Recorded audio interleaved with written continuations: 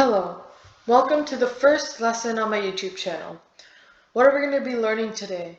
Well, in Python, we are going to be learning about data types, how to comment, and print statements. We're going to first talk about commenting. The syntax for commenting is the number sign. You can find this, it's either above the 3 or you can click Shift 3 to get this icon. This allows you to hide the text so that whenever you do end up running the code, it won't see it. And people use this to reference or to see what their code is about. It also allows your code to be very organized. So here is the icon symbol for commenting. And then I can just write, hello, my name is, and then you can write that in. That's pretty much it for commenting. For Python, there are 4 main data types: string, int also meaning integer. So we have string, int, float, and boolean. String is always quotation marks. The reason why is because whenever you use words, you use quotation marks. That's what string is. Integers is numbers. So numbers meaning whole numbers. So like no decimals, no fractions, no square roots. It's just whole numbers. So like here are 1, 3, 7, 2, 45, 87, 90. Float, on the other hand, has a decimal point. Right, 12.3, 45.7, 89.7, or 90.1.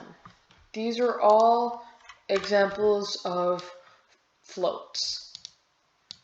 The final one we have is Boolean. Boolean is true or false statements. So these are all the main data types that we have in Python. The last thing that I'm going to be talking about in this YouTube video is print statements. There are going to be quite a few different ways of printing in certain outcome. So we can do, let's first do in order. So the last thing that we have on the list is print statements. So print statements is when you print a certain value out, and this time the code will run and it will print the statement so that you could see whatever code you wrote, what the output is. So we first need to have a variable. The variable name can be whatever you want.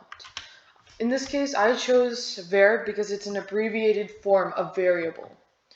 So once you get your variable, you can assign it to a string, integer, float, boolean. So I'm going to first do string. So first is var. Var is equal to quotation marks, and then inside of here, we can write whatever we want. So I can say welcome, and then we can print this statement. We do not print welcome because this is the value you are assigning to var. So you have to print var. So now the output is welcome. It's exactly the same output we assigned it to. So let's try something else. If you were to put var is equal to welcome, this is the same thing we did last time, but we're going to be adding something new to the print statement. So if we were to print open bracket and close bracket, and then you write var, comma, to American Airlines. So this is going to read, welcome to American Airlines. Let me capitalize these A's. So whenever you print it, it will print all of this text. Welcome to American Airlines. So we're going to have one more. If you were to write var is equal to welcome, you can add empty print statements to leave blanks so that it could space everything out. So if you were to write print var, whoops, wrong one, then it will give a space over here and we'll print var in the next line. And you can do this as many times as you like. So here's an example. I printed the print statement like 3 times. So now it gave us 3 spaces. 1, 2, 3. Questions that you guys can do as a challenge, or if you want some practice over the lesson that we just talked over.